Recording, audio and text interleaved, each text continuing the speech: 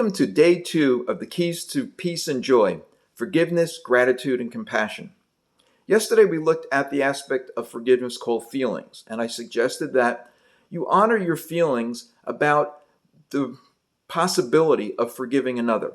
And sometimes you may be ready to forgive, and maybe it may take longer in some situations. But there's also an aspect of forgiveness where sometimes people feel they're obligated to forgive because of a religious belief, a social belief, that they're obligated. And I would suggest not to look at forgiveness as something that you're obligated to do. Forgiveness, as I mentioned yesterday, is a gift to yourself.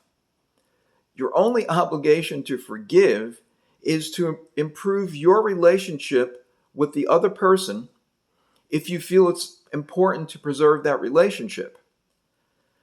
Then you may at least apologize and say, I'm sorry, whether or not you feel that the situation justifies you apologizing first.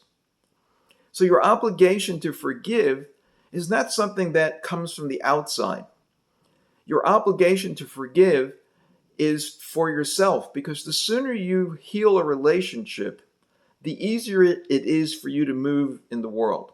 Because let's suppose you had a fight with someone, and then you see them at the office or you see them at a social situation.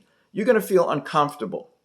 So the sooner you mend the relationship by saying you're sorry, and it doesn't matter if the other person really should be apologizing to you first, I would just consider, if the relationship's important to you, that you take the first step. And no matter what the situation is, you'll have a feeling that something is out. And I would honor that feeling and move to resolve the situation. The longer you leave it outstanding, the less comfortable you're going to be feeling. That adds stress to your life, which is not beneficial to you. So if you believe that your own health is something to preserve, in that sense, you're obligated to forgive, because the process of forgiveness will actually improve your health. And as a byproduct, you're actually going to be improving the health of the other, because if there's something out in a relationship, that energy is going to be experienced on both sides. So you may be feeling uncomfortable, the other person may be feeling uncomfortable. So if you move towards forgiveness, and it's not about who is right or wrong, it's not about that you're saying that what they did is right. That's not what forgiveness is about. It's basically a way to restore an energy balance in yourself.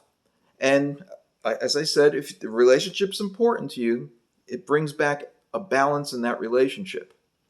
Even if the person is your so-called enemy, it's still going to do you benefit to forgive them. Look at the really extreme case, Nelson Mandela. He was imprisoned for many years during the apartheid era in South Africa. And what did he do? For his benefit, he forgave his enemies, the people who imprisoned him, because he realized if he had anger against the people who put him in jail, then in one sense, his reason for being in jail wasn't worth it, because he was there to resolve a situation that was unjust. And him holding anger against the people who put him in prison is another unjust situation. So it was not easier, but it was more beneficial to him to forgive the others, to release the anger that he may have accumulated over those many years. And he was justified in being angry because he was unjustly imprisoned. So again, forgiveness is a gift you give to yourself. And the only obligation that I would say that is involved in forgiveness is the obligation to improve your own health by releasing the negative energies that are present when you're out of relationship with another person. And sometimes that person is yourself. And often that's the hardest person to forgive.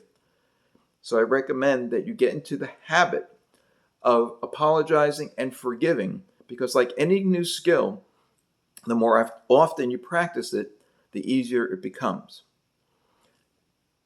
This is the second step on learning the habit of forgiveness on your way to learning about the keys to peace and joy.